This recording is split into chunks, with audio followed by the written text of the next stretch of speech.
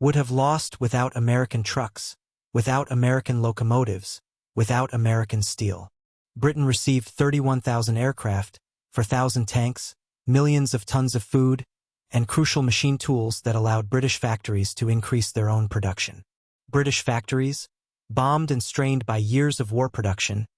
benefited from American lathes, presses, and manufacturing equipment that expanded capacity without requiring British resources for machine tool production. Even smaller Allied nations benefited. Free French forces fought with American equipment. Chinese forces received aircraft, trucks, and weapons that allowed them to tie down hundreds of thousands of Japanese troops. Australian and New Zealand forces in the Pacific operated with American logistical support. The American industrial base effectively supported a global coalition,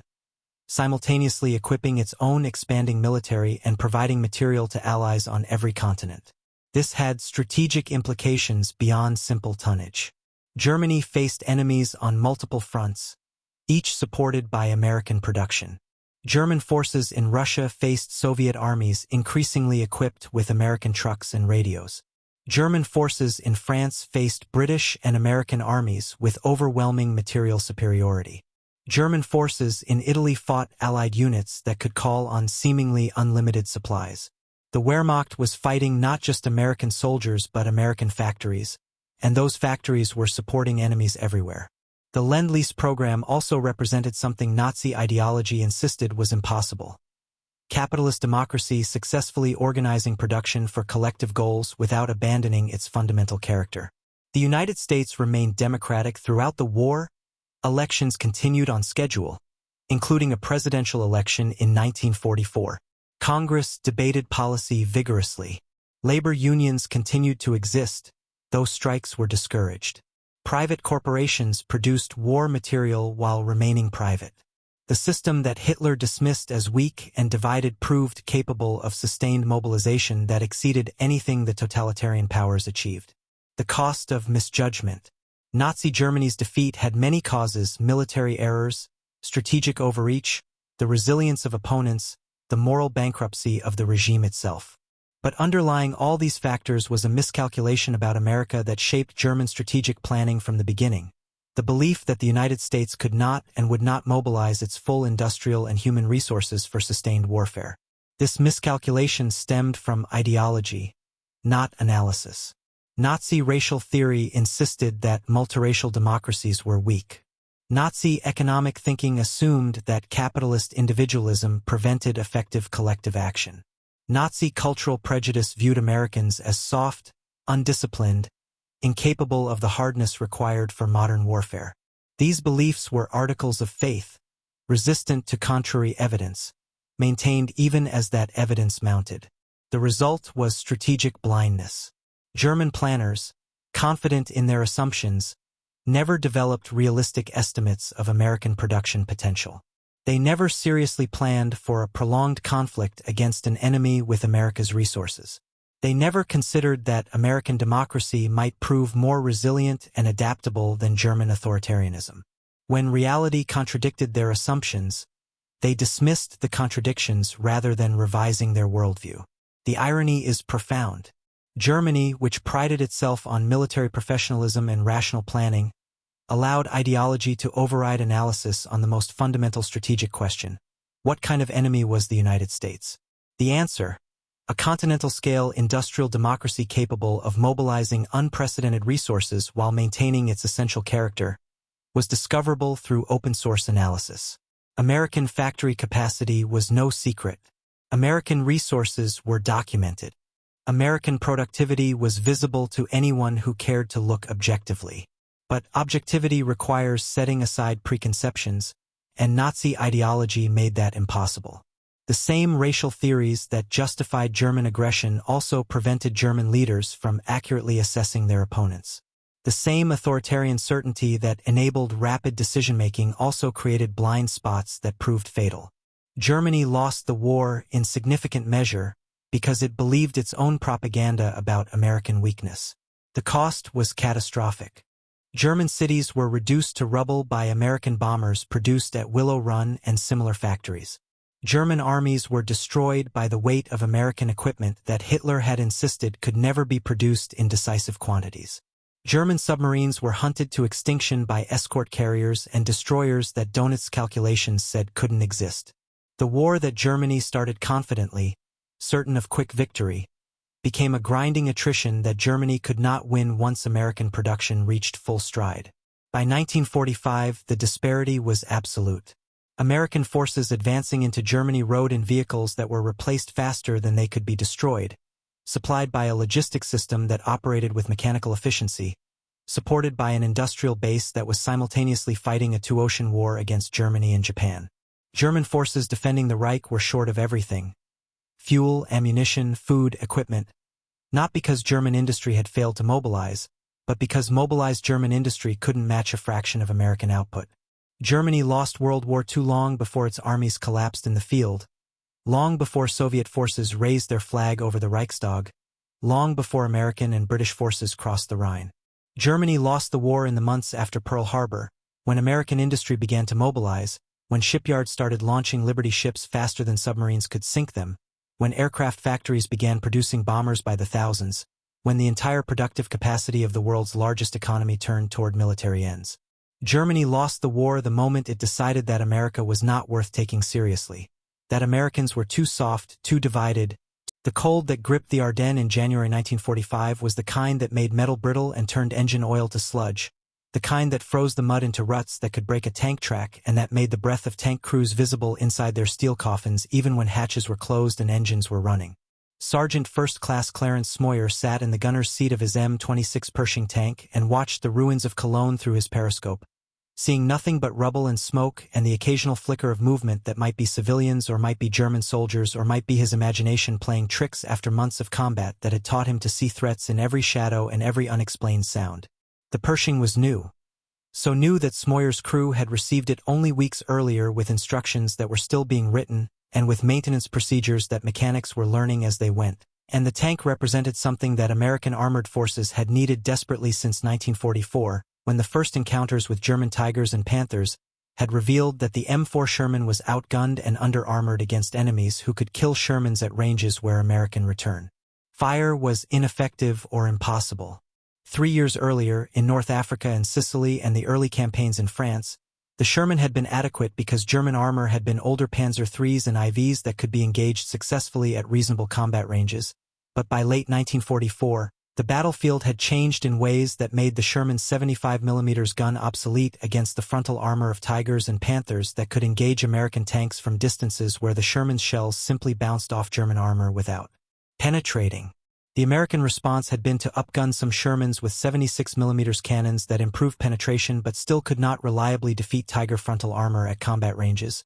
and to deploy tank destroyers like the M10 and M36 that carried more powerful guns but that lacked the armor protection that would allow them to survive return fire from German heavy tanks. The result was a battlefield equation where American armor fought at a disadvantage that was only overcome through numerical superiority and tactical coordination, where multiple Shermans would engage a single Tiger from different angles to get side or rear shots that could penetrate while accepting that several Shermans would likely be destroyed in the process, and where tank crews understood that their survival often depended more on luck and German mistakes than on the superiority of American equipment. The crews who fought in Shermans during those months developed a gallows humor about their situation that masked genuine fear about climbing into tanks that they knew could be destroyed by enemy fire before they could effectively return fire, and the informal name Ronson that some tankers applied to Shermans, after the cigarette lighter that advertised lights first time, every time, reflected the grim reality that Sherman tanks could brew up catastrophically when penetrated, killing crews who did not bail out within seconds of being hit. Smoyer had seen it happen, had watched friends die in burning tanks that they could not escape because hatches were jammed or because fire spread too quickly or because the shock of penetration had killed or stunned them before they could react, and the memory of those deaths shaped how he approached every engagement and how he evaluated the Pershing that was supposed to give American crews a weapon that could fight German heavy tanks on more equal terms. The German tank crews who manned Tigers and Panthers in early 1945 carried a different kind of confidence, one built on years of technical superiority and tactical successes that had made German armor feared across every theater where it operated. The Tiger I, introduced in 1942, mounted an 88mm gun that could destroy any Allied tank at ranges exceeding 2 kilometers, and its frontal armor was thick enough that most Allied anti-tank weapons could not penetrate it except at close range or with shots to weaker side and rear armor. The Panther, introduced in 1943, combined the Tiger's powerful 75mm gun with better mobility and sloped armor that made it nearly as difficult to kill as the Tiger while being cheaper to produce and more reliable mechanically. German crews who fought in these tanks understood that they possessed technical advantages that usually allowed them to engage Allied armor from positions where return fire was ineffective, and the tactical doctrine that emphasized long-range engagement and fighting from prepared positions maximized those advantages in ways that made encounters with Tigers or Panthers costly for Allied forces even when the Germans were outnumbered. But by January 1945, the confidence that German tank crews had carried through earlier campaigns was beginning to erode under the pressure of realities that technical superiority could not overcome. Germany was losing the war on every front. The Soviets were advancing from the east, the Western Allies were grinding through Germany's western defenses, and the industrial capacity that had produced Tigers and Panthers was being systematically destroyed by Allied bombing. And even the best tanks could not compensate for fuel shortages that limited operations or for infantry losses that left armor unsupported or for the simple mathematical reality that Germany could not replace tank losses at rates that matched Allied production. The crews who fought in German heavy tanks in 1945 were increasingly veterans mixed with replacements who lacked the training and experience that earlier crews had possessed, and the tactical situations they faced were increasingly defensive and desperate rather than the offensive operations where German armor had achieved its greatest successes. When German intelligence reported that American forces were deploying a new heavy tank designated the M26 Pershing, the initial response among German tank crews was dismissive skepticism born from years of encountering Allied armor that did not match German heavy tanks in firepower or protection. The reports suggested that the Pershing mounted a 90mm gun and carried armor protection comparable to the Panther, which if true would represent a significant improvement over the Sherman but which still did not sound like the kind of revolutionary weapon that would fundamentally change the armored balance on the Western Front. The assumption among many German crews was that the Pershing was either propaganda designed to boost Allied morale or was being produced in such limited numbers that it would not significantly impact the broader tank war, and the contempt that some German tankers expressed about American armor was rooted in genuine experience of technical superiority rather than simply arrogance or propaganda-fueled delusion. The first combat encounter between a Pershing and a Tiger occurred in Elsdorf, Germany, on February 25, 1945, when Smoyer's crew engaged a Tiger I at a range of approximately 900 meters in conditions that would have heavily favored the German tank in any engagement involving a Sherman. The Tiger crew spotted the Pershing and engaged first, which was standard German doctrine when facing American armor, and the 88mm round struck the Pershing's frontal armor with the impact that Smoyer felt through the entire tank as sound and shock that confirmed they had been hit, but that was not followed by the catastrophic penetration and fire that would have occurred if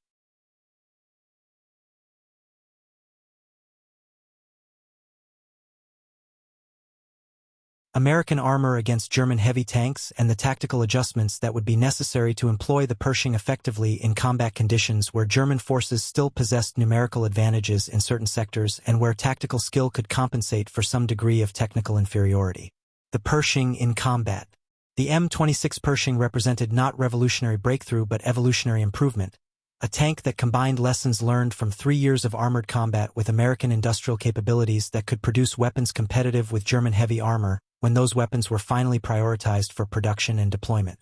The Pershing's 90mm gun was derived from anti-aircraft weapons and could fire armor-piercing rounds that would penetrate Tiger frontal armor at ranges exceeding 1,000 meters, which gave American crews the ability to engage German heavy tanks at distances where return fire was still dangerous but where the Pershing's own armor, comparable in thickness to the Panther's, provided reasonable protection against German weapons. The tank's mobility was adequate if not exceptional, with a top speed of approximately 30 miles per hour on roads and cross-country performance that was limited by its weight, but that was still sufficient for the kind of urban and close-terrain fighting that characterized combat in Germany in 1945. The tactical employment of Pershings reflected their limited numbers and the recognition that they represented valuable assets that should be concentrated where their capabilities mattered most rather than being dispersed across units where their advantages might be wasted on targets that Shermans could engage effectively. Pershing-equipped units were typically assigned to spearhead operations where heavy German armor was expected or to defensive positions where they could provide overwatch against German counterattacks,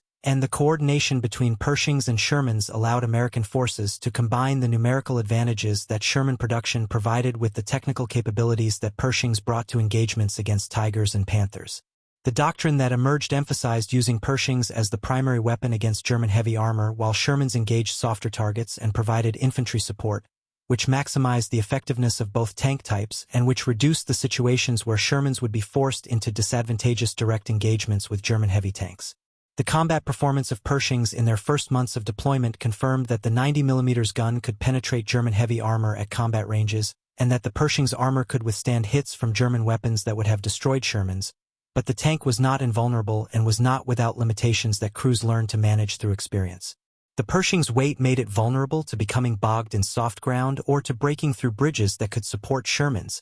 which limited mobility in some terrain and which required careful route planning that took into account weight restrictions. The mechanical reliability of early Pershings was mixed, with some tanks experiencing transmission problems or engine failures that reflected the rushed development and production timelines that had brought the tank into service before all engineering problems were fully resolved, and maintenance demands were higher than for Shermans because the Pershing's more complex systems required more skilled mechanics and more time for repairs. The psychological impact on American crews who transitioned from Shermans to Pershings was significant,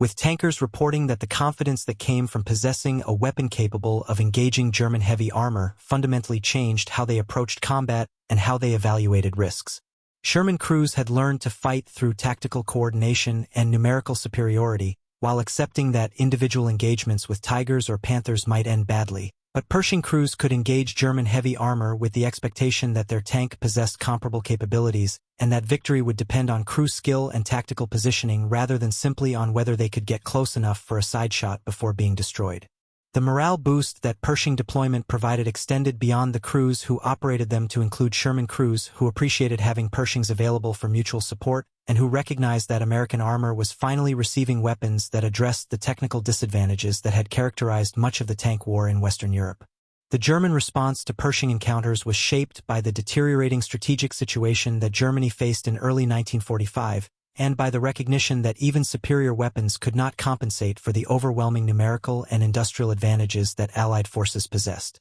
German tank crews who engaged Pershings and survived reported that the American heavy tank represented a threat comparable to Soviet heavy tanks that German forces were encountering on the Eastern Front, and the tactical adjustments that German doctrine recommended emphasized avoiding direct engagements when possible and using terrain and prepared positions to maximize the advantages that German tanks still possessed in long-range gunnery and armor protection. But the reality that German forces faced was that tactical advantages were increasingly difficult to exploit when fuel shortages limited mobility, when infantry support was inadequate or absent, and when Allied air superiority made daylight operations suicidal for any German armored unit that attempted to maneuver in the open. The Cologne Cathedral Duel. The engagement that would become the most documented and analyzed Pershing combat action occurred in Cologne on March 6, 1945, when Clarence Smoyer's crew encountered a Panther tank positioned near Cologne Cathedral in circumstances that represented nearly ideal conditions for testing the Pershing against German heavy armor in urban combat.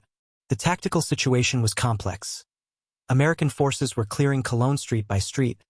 German forces were conducting a fighting withdrawal that emphasized inflicting maximum casualties while preserving forces for retreat across the Rhine, and the presence of civilians in the city complicated targeting decisions and created uncertainty about what movements represented threats versus what were simply people trying to survive in a war zone that was consuming their city. Smoyer's Pershing was advancing with infantry support when the Panther appeared approximately 900 meters ahead, positioned to cover the street and waiting for American armor to advance into the kill zone that German doctrine emphasized, creating an urban terrain where maneuver was restricted and where angles of engagement favored defenders who could position first. The Panther crew saw the Pershing and engaged with their 75mm gun, which at that range and angle should have been capable of penetrating the Pershing's frontal armor if the shot was precise and if the armor-piercing round struck without deflection. The German round hit but did not penetrate catastrophically, either because the angle was not optimal or because the Pershing's armor was sufficient to defeat the penetration or simply because the random factors that determined whether a shot killed or wounded or missed entirely favored the American crew in that particular engagement. Smoyer returned fire immediately, traversing his turret to bring the 90mm gun to bear while his loader worked with the mechanical precision that training had made automatic, and while his tank commander provided corrections based on where the Panther was positioned relative to the buildings and rubble that provided concealment but that also restricted the German tank's ability to maneuver away from the engagement. The first American round struck the Panther in the side where armor was thinner than frontal protection, and the penetration was catastrophic, igniting ammunition and fuel and sending flames and smoke pouring from the German tank's hatches while the crew attempted to bail out or died inside depending on how quickly they could react and how badly they were wounded by the penetration. The engagement was filmed by a combat cameraman who happened to be positioned where the action was visible, and the footage that resulted became one of the most widely distributed visual records of American armor destroying German heavy tanks in conditions that demonstrated both the capabilities of the Pershing and the tactical realities of urban tank combat where positioning and timing mattered as much as technical specifications. The psychological impact of that footage extended beyond the immediate participants to include American tankers, who saw evidence that Pershings could kill Panthers in direct engagement, and German tankers, who saw evidence that their armor was no longer invulnerable to American weapons. And the propaganda value on both sides was significant even though single engagements never determined outcomes of campaigns or wars but simply illustrated capabilities and limitations that shaped how commanders thought about employing armor in specific tactical situations. For Smoyer and his crew, the engagement confirmed training and proved that the Pershing could perform as advertised under combat conditions,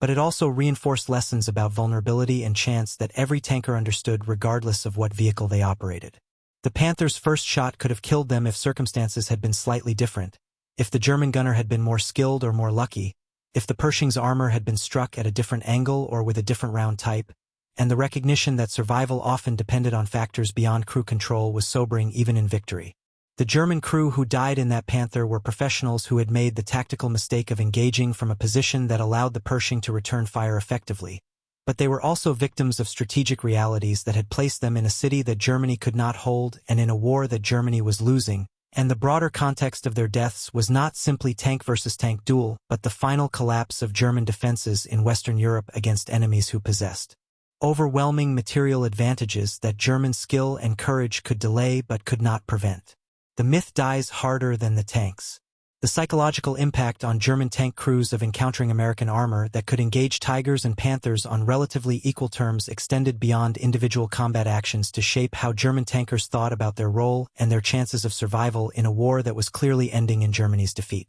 The confidence that had characterized German armored forces through 1943 and into 1944,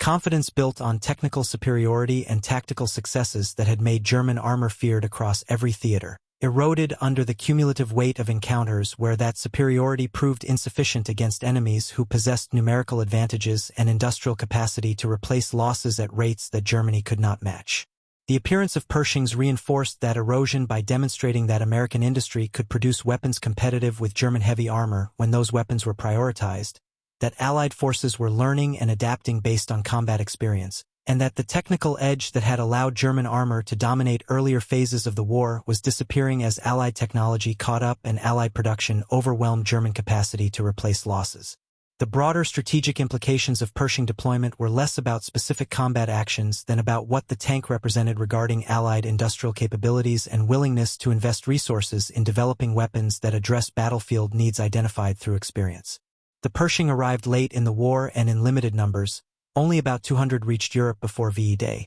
but it demonstrated that American industry could produce heavy tanks comparable to German armor when requirements were clear and when production was prioritized, and the implication was that if the war had continued longer, American heavy tank production would have scaled to levels that German industry could not have matched given the degradation of German manufacturing capacity. Under Allied bombing and given the resource shortages that limited what Germany could produce even when factories remained operational. For German tank crews fighting in the final months of the war, the knowledge that American armor was improving while German logistical support was collapsing created a psychological burden that went beyond the immediate dangers of combat to include the recognition that they were fighting for a cause that was lost and in defense of a regime that had brought catastrophe to Germany. Some German tankers continued to fight with professionalism and skill because military discipline and unit cohesion remained strong even as the broader war effort collapsed, because desertion or surrender carried risks that made continuing to fight seem preferable to alternatives, or simply because they did not know what else to do in circumstances where all options seemed bad. and where fighting at least gave purpose to existence that would otherwise be simply waiting for defeat. Others surrendered when opportunities arose or withdrew without fighting when tactical situations made resistance futile,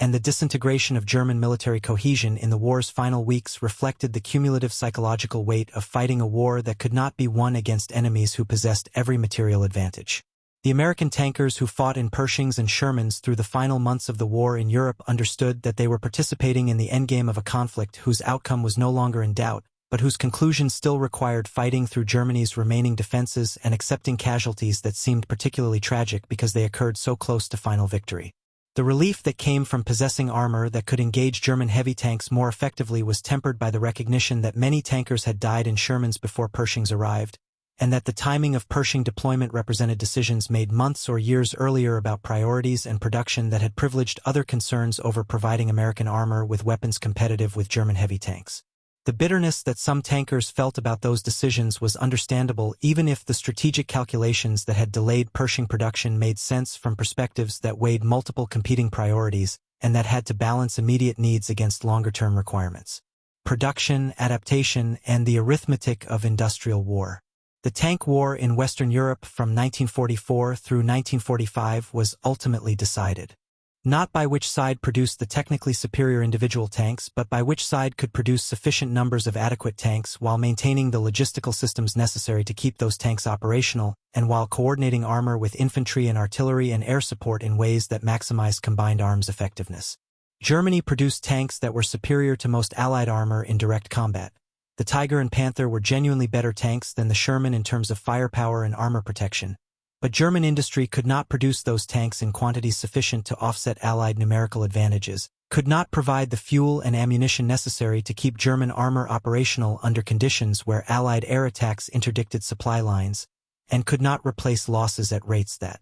matched the attrition that continuous combat imposed on German armored forces. The American approach to armored warfare accepted that individual American tanks might be inferior to German heavy armor, but compensated through production volume that allowed American forces to replace losses quickly and to maintain operational tempo even when individual engagements resulted in unfavorable loss ratios. The Sherman production totals, nearly 50,000 tanks, represented industrial capacity that Germany could not match, and the logistical systems that kept Sherman supplied with fuel and ammunition and spare parts across thousands of miles of supply lines represented organizational capabilities that were as important to American success as the tanks themselves. The Pershing's late arrival and limited numbers illustrated both the strengths and limitations of American industrial approaches.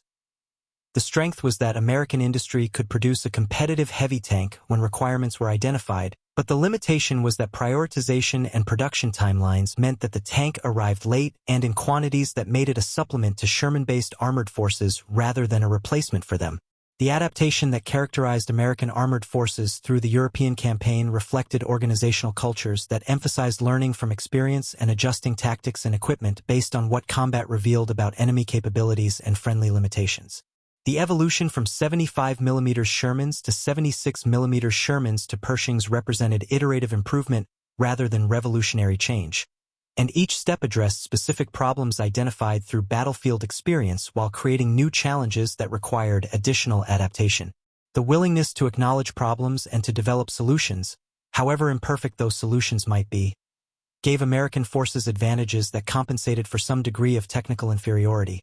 Because armies that learn and adapt can overcome enemies who possess better equipment but who cannot adjust as quickly to changing circumstances. The German experience illustrated the limitations of technical excellence when that excellence could not be sustained through adequate production and logistics. The Tiger and Panther were genuinely superior tanks, but their production numbers were limited by manufacturing complexity and resource constraints. Their operational availability was degraded by mechanical unreliability that reflected rushed development and inadequate testing, and their combat effectiveness was diminished by fuel shortages that limited operations, and by the loss of experienced crews who could not be replaced with equally skilled personnel as training programs collapsed under the pressure of Germany's deteriorating strategic position. The result was that German armor in 1945 was fighting with equipment that was often superior to Allied tanks individually, but that was operating under conditions where those individual advantages could not compensate for cumulative disadvantages in numbers and support and strategic position. The war that tanks could not win. The final truth that the Pershing's deployment illustrated was that tanks alone could not determine the outcomes of campaigns or wars, that armored warfare was one component of combined arms operations that required coordination with infantry and artillery and air power and logistics, and that strategic victory depended on industrial capacity and political will and the ability to sustain operations over time rather than on possessing the best individual weapons.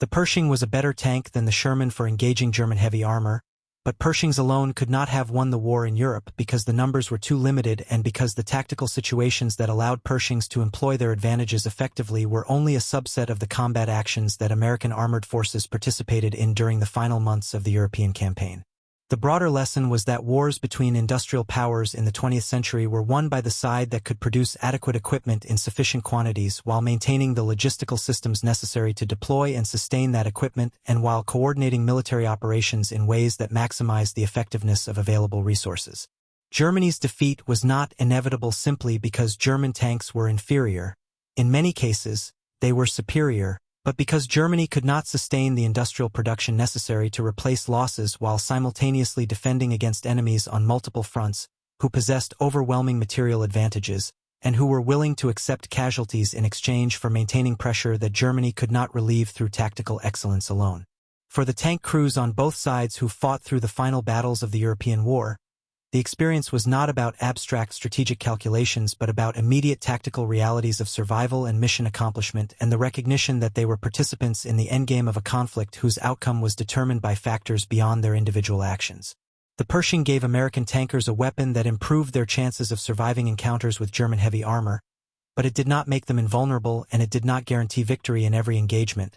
And the recognition that chance and circumstance still mattered regardless of equipment quality was something that every combat soldier understood regardless of which side they fought for or what weapons they carried. The myth that the Pershing killed was not simply the myth of Tiger invincibility, but the broader myth that technical superiority alone could determine military outcomes, that possessing the best individual weapons could compensate for strategic disadvantages or industrial limitations, and that warfare between modern industrial nations could be won through tactical excellence without addressing the fundamental questions of production capacity and logistical sustainability and the ability to coordinate operations across multiple domains and theaters. The Tiger was a fearsome weapon, but it was not a war-winning weapon because no single weapon system could win wars of the scale and intensity that characterized World War II. The Pershing was a capable tank that addressed specific American needs, but it was not a war-winning weapon either. It was one component of combined arms operations that were themselves one component of strategic campaigns that were themselves one component of a global conflict whose outcome was determined by the cumulative weight of material advantages that Allied industrial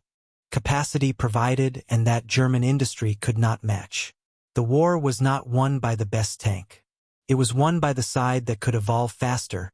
produce more, sustain longer, and coordinate better than the enemy. The Pershing represented that evolution in miniature, arriving late, deployed in limited numbers, but effective enough to close a gap that had cost American lives and that had given German forces tactical advantages that they could no longer exploit strategically. The laughter that German tankers might have expressed when they first heard about the Pershing died when the 90mm gun proved that American industry had finally produced a weapon competitive with German heavy armor, and the recognition that followed was not simply about one tank defeating another but about the broader reality that Germany was fighting a war it could no longer win regardless of how well individual German soldiers and tank crews performed their duties in battles that were already lost before they were fought.